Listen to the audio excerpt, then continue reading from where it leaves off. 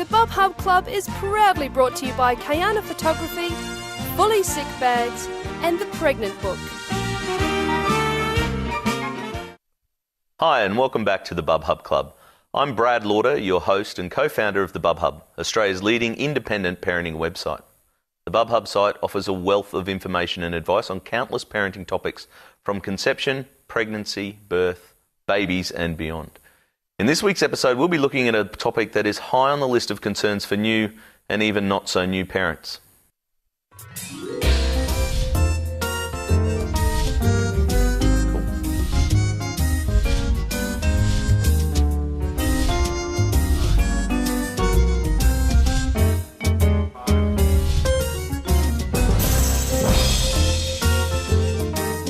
Welcome back. I certainly remember trying to reason with my toddlers at the dinner table. Frankly, I was reasoning with them last night and they're now 11, 9 and 7. I also remember my brother hiding food in salt and pepper shakers. So feeding is a very big issue for parents and we have so many questions being asked in our forum section, feeding section in the forum. So parents are mostly looking for advice on starting solids and tips on encouraging fussy eaters to try new foods. In this episode, we're going to be talking to the experts and answering some of these questions. We are joined by Julie Chikiro and Kate DePrima. Welcome, ladies. Julie is a feeding and swallowing specialist and research consultant, a speech pathologist by training. She has a special interest in helping fussy eaters. Kate is an accredited practicing dietitian and spokesperson for the Dietitians Association of Australia. She specialises in paediatrics and family nutrition and knows firsthand the joys and difficulties in feeding young families. So the obvious place to start with this discussion is with the introduction of solids. Julie, when is a good time to introduce solid foods? Brad, I would say around about 6 months of age. It could be a little bit before that period of time. But generally speaking, that's a really good time for parents to start introducing solids. They do need to understand that a little bit like putting training wheels on a bike, they are just for practice. You can't expect the kids to, madly wolf down great volumes of it. They are just for practice. Babies have been used to having their milk delivered to the very back of their mouth, and what first solids are designed for is for them to learn how to get the food from the front to the back of their mouth. Ooh, that's always a tricky issue. I can't believe it took me so long to get the gist of that myself. Kate, how much do you think a baby would take in those first few weeks? Well, in the first week it could be a teaspoon, so it is actually just testing the textures and tastes and smells. But as they sort of get further on, you go up to sort of ice cube size portions, but then some children eat a lot and others just have a little tiny bit. But in the first couple of weeks you're probably trying to get to about half a cup at a meal after they breastfeed. Okay. Julie, why is it important to introduce solids no longer than 6 months? Look, at about 6 months of age, they are at a really good time developmentally to start to accept solids. We've found clinically, seeing babies at around about 8 months, 9 months, 10 months of age, they need the supplementation from solids. And if they haven't had that practice early on, then they really struggle with it. And you can end up with some iron issues, which I'm sure Kate can talk about, but it gives them practice learning how to chew and move food around so that they can move on to adult textures, so that by the time they're 12 months of age, you should have one family, one dinner. Oh. Wouldn't that be nice? Wouldn't it be nice? I think we had 3 kids, 2 adults and 5 different dinners. So, Kate, what can you tell us about portion sizes? Well, look, a child's stomach is the size of their clenched fist. So when you see a little one in their pram with their tiny little hands, that's going to fill up very, very quickly. So, keep the portions small and frequent, because their 3 main meals and in-between snacks are really important for children to get their full complement of nutrition. Absolutely. I think I have an issue with portion sizes myself. Julie, why are the different textures important, and when should we introduce them? Different textures are important to try and desensitise the gag reflex, basically. So we start with very smooth textures. Anything that's a little bit lumpy, we'll see kids gagging a bit because they haven't worked out that they need to chew it first. So even if they haven't got teeth yet... Breast milk is very unlumpy. Very unlumpy, exactly. So your first solids need to be very smooth and like a thin puree, basically, a runny puree. And then you gradually increase the texture up. So you might do that by putting some grated cheese or breadcrumbs or those sorts of things in to try and texture it up, starting with smooth lumps and gradually moving up to foods that need a bit more chewing. Okay. Why do babies gag on their food? It's a safety reflex. So when babies are born, they'll trigger their gag reflex from the very front part of their mouth. But in order to be able to take solids, we need to push that gag reflex sort of further back. And they do that by putting their fingers in their mouths, by teething toys and those sorts of things. But it's very much a safety reflex so that, if they happen to pick up grandma's pills, for example, you don't want them swallowing that. No. And grandma, you shouldn't be leaving your pills around, let's be clear. Exactly, that's exactly right.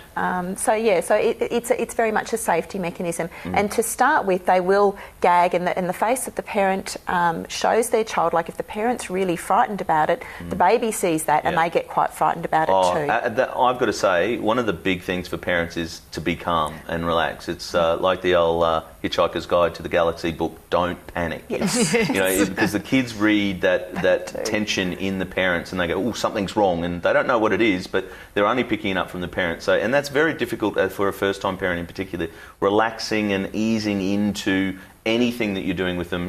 They fall over, don't go, just wait for them to get up, and that makes a big difference. But, as we all know, being a first-time parent, it's very difficult to stop having those reactions. And that face spread is very, very important when you're feeding them broccoli. Yes. Don't have this sort of disturbed look on your face, especially the dads out there. I can't believe you're eating Brussels sprouts. What are you, crazy? You make it look fun and they'll think this is good. Yeah, and the choo-choo and the plane, that makes a big difference. I think you could have fed one of my children almost anything if you made the funny noises, you put it in their mouth. Exactly. We did refrain. We talked about it, just the dads and I, but we stopped.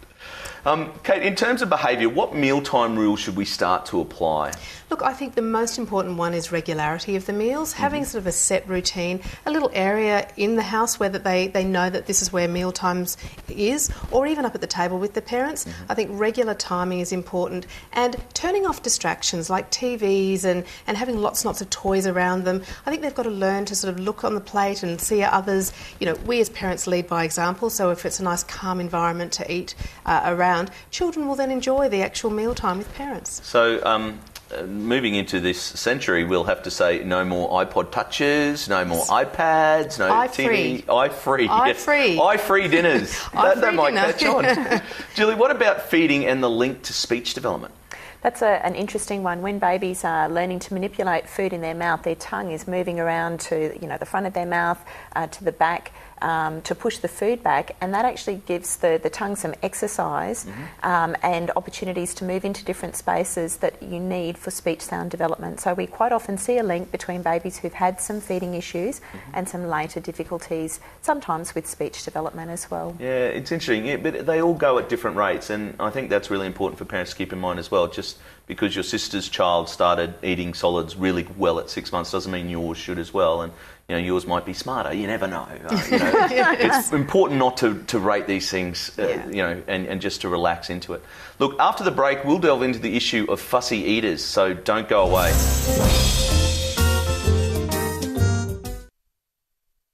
Welcome back. We're now going to look at the very messy issue of fussy eating. It really is something that affects so many parents. Just how do you get your kids to eat their food? You've got to not panic here, people. This happens to everyone. Julie, when do kids start being fussy and why?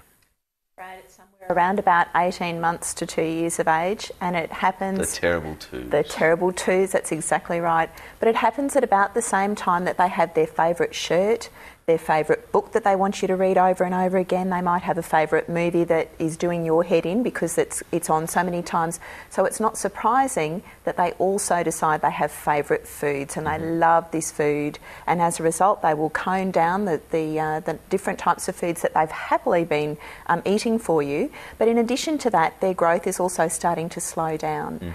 So that's something else to bear in mind. So where they've been growing really fast, they actually start to slow down on their growth, and so they're not eating quite as much. And sometimes we can panic, as you say, because of that. Kate, when we have a fussy eater, how do we make sure they're getting the nutrients they need? Well, look, the first thing I tell parents is write down what they've eaten for the week. I mean, some days they can appear to just be existing on air, and other days they make up the difference by eating a little bit more. But you need to sort of target the particular group that they might be missing. Right. Many children come to see me and they're in their healthy weight range. They're growing well, height and weight is terrific, and so they've sort of flown under the radar with the GP. Right. However, they may be just existing on a lot of milk or a lot of pasta and a lot of rice and missing out on those really important proteins and irons. So keeping that record will then show a professional or your child health nurse or your GP where those deficits might be. Yeah, okay, that's important. Julie, what are the traps that parents should avoid? I think one of the things that parents will do is they might try a new food, and they might try it once. Sometimes they'll try it twice. If you're really lucky, they'll try it 3 times. And if the child says, nope, I'm not having that, they, sort of toss it away. In fact, we know from research that it takes 15 presentations of a new food before the child's brain sort of stops saying, wow, that's new, that taste or that texture is new and different.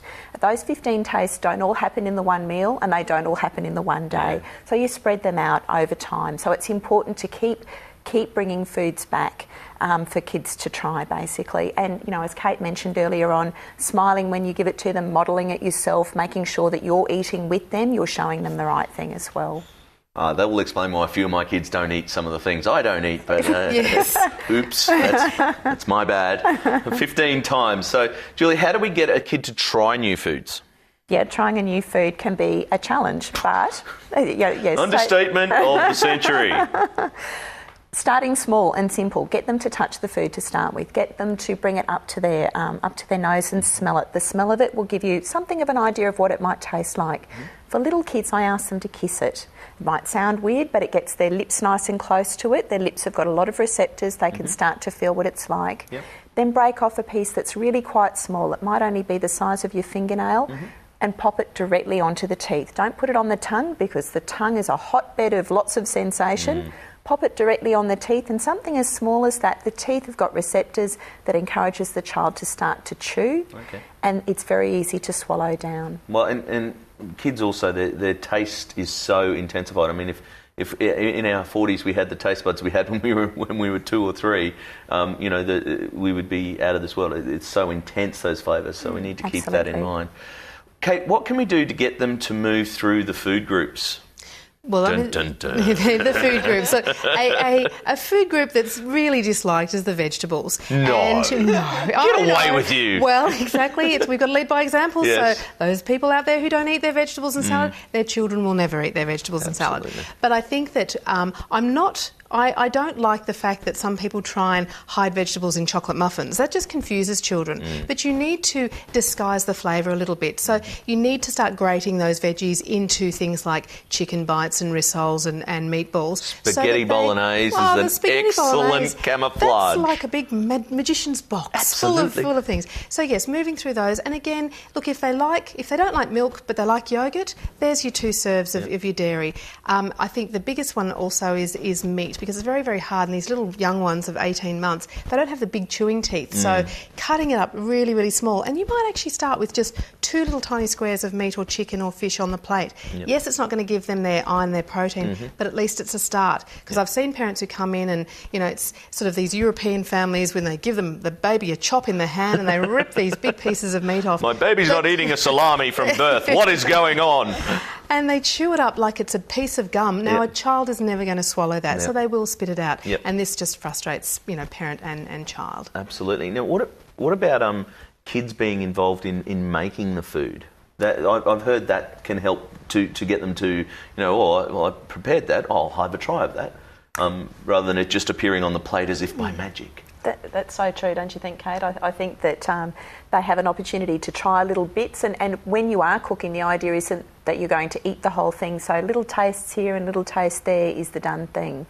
Yeah, and also I think that we need to educate children as to where things have come from. I mean, I've had children who think there's a chip tree. They don't know that it's come from a potato and you cut it up. So I think it's actually quite important to go back and, I remember years ago when I had my first little boy, we used to take him into the supermarket and we'd say, go and pick something red. So, again, that touch, that smell, that was the first sort of exposure to that food. And then they get used to seeing it at the shop or in the ground, do a little veggie patch. It's always nice to have something out of the garden. Absolutely. And let's be clear, people, it's not going to work for everyone, all right? These are tips, right? So this isn't rocket science. You just have to keep trying new things. Julie, do some kids have a fear of new foods? Some kids do it around about, as I say, that 2 years of age. There's this concept of what they call food neophobia. That's the name for fear of new foods. Okay. So they like to stick with what's safe and what they know. And I guess as parents, our job is to help them just gradually put their toe in the pool, if you like, and then gradually stand in it. You know, some kids might be happy to leap in the pool. Others are a lot more cautious. And so we have to take them, depending on what kind of personality your child is.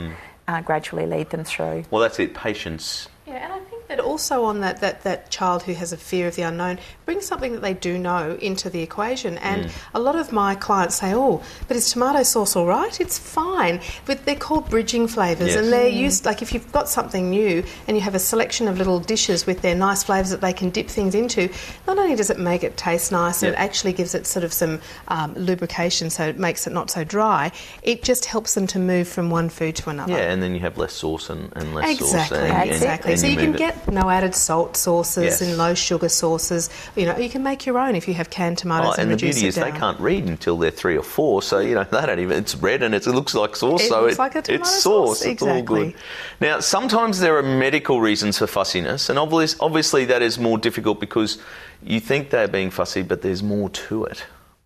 That's true. So you can have some children who have reflux, for example, where the stomach acid is coming back up their esophagus, making them feel quite uncomfortable. Yes. So they don't enjoy that sensation, and you know, none of us do. Don't blame them. Exactly.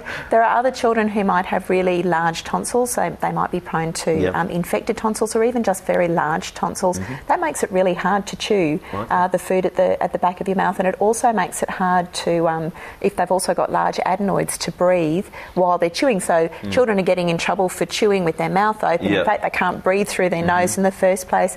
The whole eating business gets very tiring. They tend not to eat a great deal. Well, if you can't breathe while you're eating, that is going to make you a little stressed, I'd have thought. Yeah. Kate, what are some good sustaining meals that will help control blood sugar and sustain energy if you are having issues with fussy eaters? Look, I think that number one is protein. So, you know, adding an egg to a meal, adding some meat or chicken or even some grated cheese to your pasta. The protein will delay stomach emptying and will make them feel fuller for longer, and it slows down that blood sugar rise. So you get a more sustained energy for your little toddler. Oh, it's always good because they run around like mad things, and their clocks are completely different. Like they go to bed at 5 p.m, you know, so getting them the energy when they need it is, you know, and then we can concentrate on getting the meal times together when they're older, but making sure they get that energy when they need it is very important. After the break, we have some questions from our many forum members, so stay tuned. Welcome back. We're talking with feeding experts Julie Chikiro and Kate DePrima. If you missed the first 2 segments, you should record it and go back and check because there was some fantastic information. We've chatted about starting solids and shared tips on helping fussy eaters. Now we have some questions from real mums and dads, Bub Hub members, who have posted their feeding concerns on our forum. We'll cross to Kat, who has picked a few of these questions to put to our feeding experts. Hi ladies, we've got a couple of questions from parents on our forum. The first is from a mum of 2-year-old. My son won't eat meat or vegetables anymore, even though he loved both when I was still mashing and mixing. I wonder if I spoon-fed him too long. Should I have exposed him to meat and veg as finger food before he got so fussy? Kat, that's a great question. I think that with that meat and vegetables are both foods that need chewing. And to start with, if you just chew with these teeth at the front here, you're not going to get a very good breakdown, so you need to be able to move the food to the back there. So finger foods are really quite good. As far as vegetables are concerned, if they can be steamed first, just to make them a little bit softer, that will be easier for them to break down as well. These chewing muscles develop over time, so we start with softer foods and then gradually over time you build up the strength in those muscles as well. If you think about a really crusty bread roll for adults, for example, that we end up with really quite sore cheeks from using those muscles. Kids need some practice, a little bit like a weights program, and they use different types of foods. Your meat have a lot of fibres in them that need breaking down, so starting with softer things and then gradually increasing them up. And as we talked about earlier, having smaller sizes to start with is quite important to building up that muscle strength. My little one, the youngest of the three, the other two, no problem with meat, but the youngest of the three always ended up, she'd chew the bit of meat, leave it in the cheek, and then put more meat in, and then she'd end up with a big lump of meat in her cheek. So is there ways to avoid that, or is just make sure they eat the little bit of meat first? Keeping an eye on them so that, yes, they don't squirrel that food away in there, and, sort of making a game of it. Let's have a look, just make sure that you haven't got any hiding in there. Sometimes they will pocket it in there because the muscles have gotten a bit tired. Yeah. They've kind of got sick of it, so push it over to the side there. As the food cools off as well, it becomes a bit tougher, so encouraging them to eat it when it's warm is quite important. Probably also because we were eating older food for her because she was the youngest, so maybe we weren't as soft as, toughen up, young lady. Man. That's right. sorry, that's my fault, Annabelle. Next question. Thank you. Our next question is from a mum of 3-year-old twins. My twins have lately been refusing to eat dinner, no matter what we serve. We try to encourage them to eat just a little bit, but to no avail. They then go to bed hungry, which then causes them to wake up early and starving. We don't know what to do. Well, look, this is a very, very common thing. I mean, many parents struggle to sort of sit around the table, which we as dietitians are recommending the family to sit around and enjoy the meal together. But sometimes that meal, which is 6:30 at night, can just be too late for little ones. So possibly bringing their meal forward, or when they wake up and having an early dinner at, say, 4:30, you'll get probably a better nourishing meal in then, rather than trying to help them sort of to eke them out to about 6:30 when dad or mum comes home. Kate, would you say that it would be, if children are going to bed at, say, 7 o'clock at night, it would be the equivalent for adults of trying to get us to sit down to a full roast dinner at 10 o'clock just before we go to bed at 10:30? Oh, absolutely. And, this time of the afternoon, they're tired. These little children are really, really tired. So we're talking about tired muscles, but they just lose it. And if they don't get given their favourite meal, they can sort of, the wagon wheels will fall off. So I guess, it's trying to sort of fill in those nutritional gaps as well. So if the meat is not being eaten, maybe use something like hummus stirred through the pasta, or put some cheese in, or use some little chickpeas, or even sort of give them some toast with an egg, like a French toast, to fill in the nutritional gaps whilst you're trying to get them to eat their meal. Great, thank you. The next question is from a mum whose baby is just starting solids. Does a breastfed baby need to drink water when solids are introduced? My eldest child was happy to, but my second daughter won't take water from a sippy cup. Help. I mean, especially in these hot sort of summer days. Look, a breastfed baby will get all their liquid from breastfeeding, whereas a formula-fed baby may actually need a little bit more fluid coming in. As they get older, so like an 18-month-old to sort of 2-year-old, you need to sort of start trying to encourage sort of water from a cup as well. But I think, Kat, it's something that most parents struggle with is transitioning from breast to a bottle and a teat and a straw. So it is quite difficult for parents. But look, a breastfed baby, you can be absolutely encouraged that they don't need any more fluid than top-ups from breast milk. We have another question about liquids. Our next question is from a mum of a 1-year-old boy. My son has just turned 1 and goes to daycare twice a week. He loves solids and is still breastfed before and after daycare. However, the centre has asked me to send him with a bottle or a sippy cup of cow's milk, but I don't think he needs cow's milk at this stage. Is that true? What is this little one? He is 1. He is 1. After 1 year of age, they can have cow's milk. That cow's milk makes up the 2 serves of dairy, which is 250 mils of milk and a tub of yoghurt, or a tub of yoghurt and a piece of cheese. So I guess your little one doesn't need to actually have cow's milk as regularly, because you're getting sort of quite a lot of breast milk in his diet. But maybe sending a sippy cup with maybe a little bit of milk and a little bit of water would do perfectly. Or try sending a tub of yoghurt, and he can start using a spoon and feeding himself that way. Great. 1-year-old, that'd be messy. You've got to let them get messy. Oh, you've got to let them get messy. There's I love the bibs where it's full sleeves all the way down to here. And it's like, have that and go nuts. Yeah, but they don't know the distance between the yoghurt and their face, and so they learn that. Yeah. Otherwise, it gets everywhere. Very entertaining. I've got some great videos sorted out for 21st as well. That's great. Good. Our next question is from a mum of a 7-month-old baby girl. My daughter started solids at 4 months, but lately has been refusing to eat them, even the things that she used to love. What do you suggest we do? We have tried different purees and baby-led weaning, but with no success. So with this, if you stick with just a really smooth puree for a number of months without trying to change the texture at all, you find that children will start to get a bit sick of it. So that can certainly be an issue. Trying to introduce some soft rounded lumps initially would be a good idea. Even if you have one bowl that has some of the smooth puree and then one bowl that has some of the lumpy stuff in it, and go one in each to gradually transition them over. As far as baby-led weaning is concerned, one of the pieces of information that parents don't always understand about that, if it's come, the concept, if you like, has come from cultures where they don't have a food processor. Now, that's not to say that parents will hand their child a piece of coconut, for example, and just get them to gnaw away on it. In fact, what parents do is they start to chew the food. They'll chew the food a little bit for the baby first and then give it to the baby. So the baby is, in fact, getting texture-modified food, just not in the same way that we would do it with a food processor, for example. So just to clear that little piece of information up. Great advice you've given us, ladies. Thanks so much. That's all the time we have for questions today.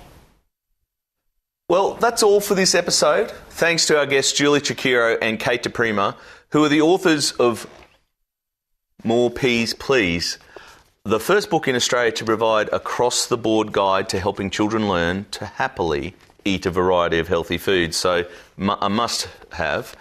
And remember, if you have any questions about feeding solids and fussy eaters, you can ask them on the forum, the BubHub forum, along with countless other parenting topics. There's nothing that the parents don't talk about in there, and there's all sorts of questions on all sorts of issues. You can get advice from other parents whose child might be doing exactly the same thing as your child, or someone whose child was doing it 2 years ago, but the information is still there. So it's relevant today as much as it was back then. The BubHub is Australia's leading independent parenting website with more than 100,000 forum members. You'll be sure to find whatever it is you're looking for. Tune in next week when we discuss behaviour and development. Remember that every journey is different and that you are not alone.